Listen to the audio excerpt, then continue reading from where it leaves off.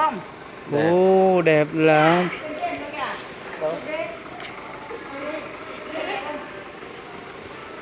Một cái này bao nhiêu tiền cô? 2 triệu. Không đến đâu. 100 hơn 200, 100 thôi. Đẹp mà. Này, cái này không đẹp á? Cái này quay này không đẹp á? Nhỉ? Mua một cái về cho Phượng.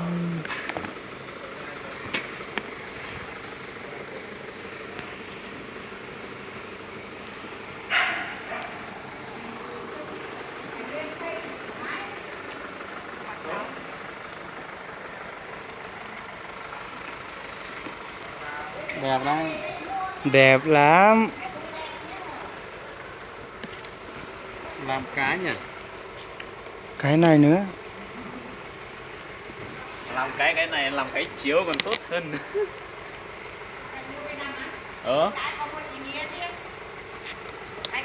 Cái này làm được cái gì? Cái chiếu còn được. Chiếu thì mùa này không dùng nữa đâu.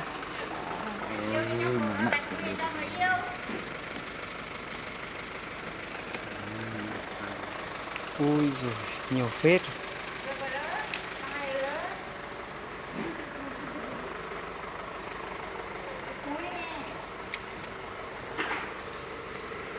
Đây, sản xuất ở đây.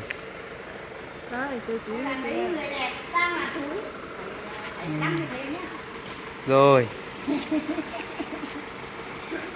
Quất thằng Phê nha. Có ghi âm không đấy?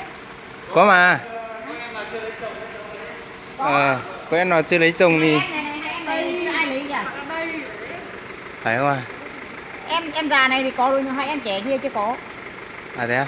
Hai em kia đang bảo là tìm ai ở đây Nguyên Bình này muốn làm dâu Nguyên Bình luôn, nó ở tận Trung Khánh kia à? À, tận Trùng Khánh cơ à? Con Trung Khánh mà. Ui, cháu quay Trùng Khánh đây này. Khánh rồi á? Thằng này Trùng Khánh này. Cháu Trùng Khánh đây này. Chưa chồng Thằng này đang đi tìm vợ. cái này để ăn mì à? Chưa có vợ.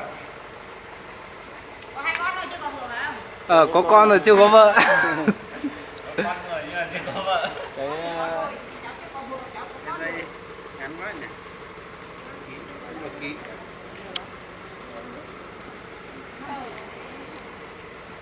Làm cái này.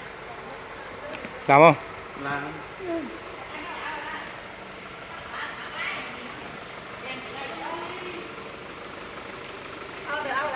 Cái nào hay đẹp đẹp thì lấy. Cái nào đẹp con ra đây. Nhưng mà đi đâu phải xách cái này à? Thế đây. Sách cái không đẹp rồi. Ngại à? Làm một cái quai để đeo nữa. Cái này còn Quay tốt đeo hơn. mà. Có quai đeo cơ à? Đeo không cô? Ngắn. Quay đeo mạnh mà. Cái này là cái đàn ông đi cái này này.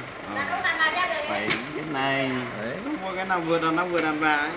Đàn bà là cái này. Đây vừa đàn ông vừa đàn bà đây. Đây cái này đàn ông này, cho tiền đây này. Cái ví à? Này nhỉ, chào muộn Đó à? mãi cả tỷ. Nó ngắn đi một tí.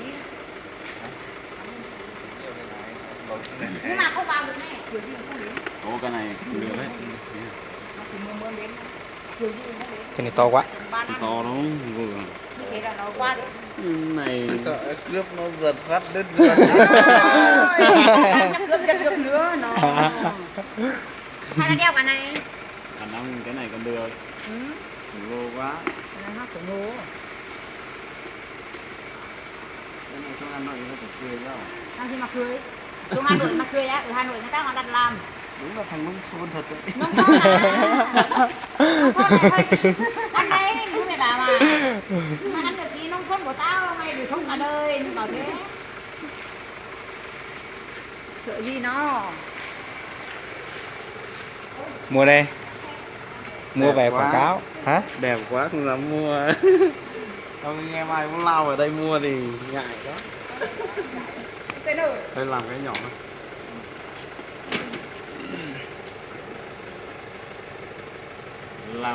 Làm đi đến nhà chẳng biết đốt cái gì vào trong.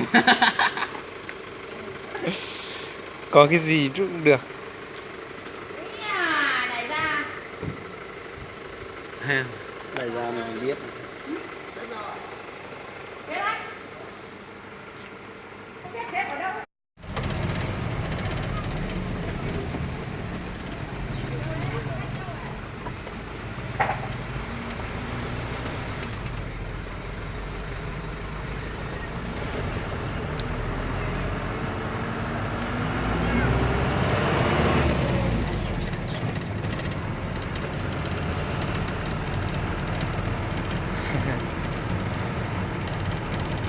Ui dồi.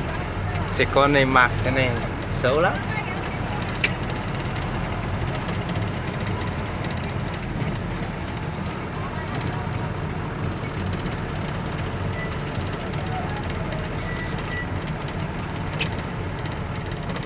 Bà này hạ ở đâu à?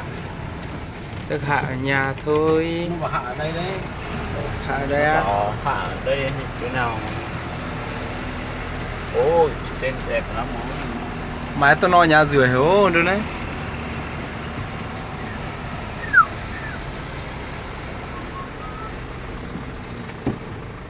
Đi hỏi bà xem hạ đâu. Em chạy lên hỏi bà đấy. Chạy đi hỏi bà xem. Hàng của bà hạ đâu?